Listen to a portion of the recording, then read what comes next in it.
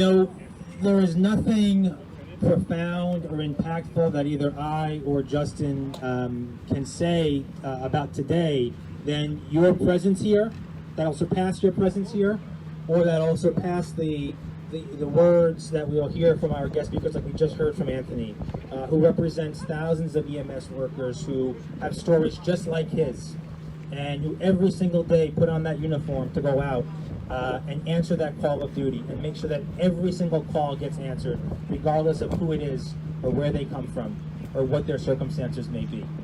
The reality is we know that COVID has absolutely devastated us, absolutely devastated us. We all know people who have gotten sick. We all know people who have died. We all know people who have lost their jobs. We all know people who can't put food on their table because of COVID. We all know people who are struggling to keep a roof over their heads because of COVID. And the impact of it is still immeasurable. It's still immeasurable. But the fact that you are out here today, even though we're not through the pandemic, numbers might be lower now, but we know we're not through it. The fact that we are all out here today to pause and take a moment to say thank you.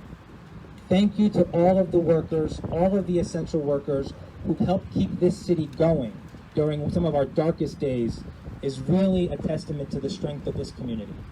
It absolutely is.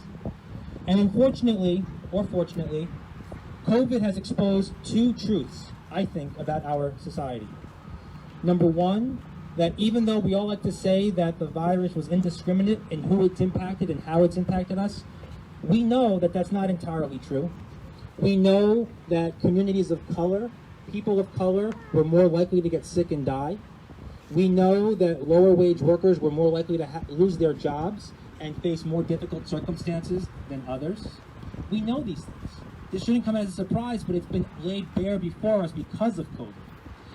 But on the other hand, I think COVID has shown us a fortunate truth, and that is that it confirms what we've all kind of deeply suspected, and that there are those among us who truly are the essential workers of our community. That our heroes were not the people on Wall Street or the people in sky-high skyscrapers. Our heroes were not the people who fly private jets from island to island to escape the worst of a disease.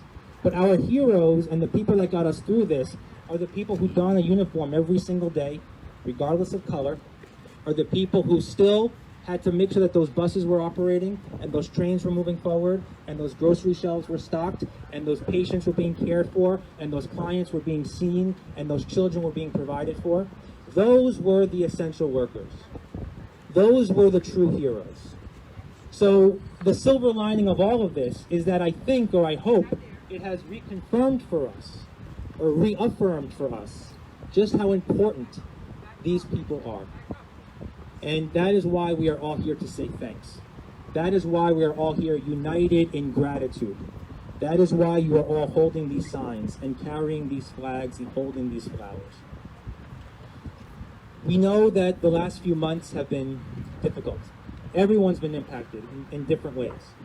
We know that it's been tense in our daily lives. We know that it's been tense in our communal lives, that tension has created lots of anxieties, that those anxieties have created a fear that we have, and it's okay to be afraid at times. But you know, fear can make us be people less than the best we're possible of being. Fear can lead us to write an angry post on Facebook instead of talking to the neighbor who moved in down the block. Fear can cause us and force us to assume the worst about people instead of searching for the best in them. And so we all, as human beings and as people united in community, have to overcome that fear together. And we are able to do that because we've done it before. There is an indomitable spirit in this community that allows us to overcome challenges whenever they're presented to us. We did it after 9/11. We mourned the people we lost, we aided those who were injured, and we made sure that we helped rebuild the city. We did it after Superstorm Sandy, because even though we weren't as affected on this side of Brooklyn, we know that many of our neighbors in other parts of Brooklyn and other parts of the city were affected, so we made sure that we fed them and that they had a roof over their heads. We've done this. We've come together before, regardless of how we might feel about politics, about issues, about other things, and we've come together united to say thank you. And we've recognized and we've remembered that what unites us is far greater and far more than what divides us. And that when we put ourselves in boxes, it only makes our ability to communicate with each other more and more difficult. It's not us versus you. It's not them versus them. It's all of us together. And that's what today is about. That's what thanking our essential workers is about. And that's what it's going to take us to overcome and move beyond COVID. Because there will be a day when COVID is gone. There will be a day when we don't have to look at ourselves wearing masks and worry about gloves and sanitizer. That day will come. We don't know when it's going to come, but it will absolutely come. And so the question we should all be asking ourselves is, what kind of a community do we want to be living in when that day comes? Is it a community shining on a hill where everyone, regardless of who they are or where they come from or who they love or who they pray to, can live peacefully and safely and united in harmony? Or is it a community where we send angry messages to each other back and forth and we divide ourselves and say you versus me, us versus them? I think that's a choice we all have to make. And I assume, or I want to assume, because you are out here today, that you are all choosing the path of unity and community.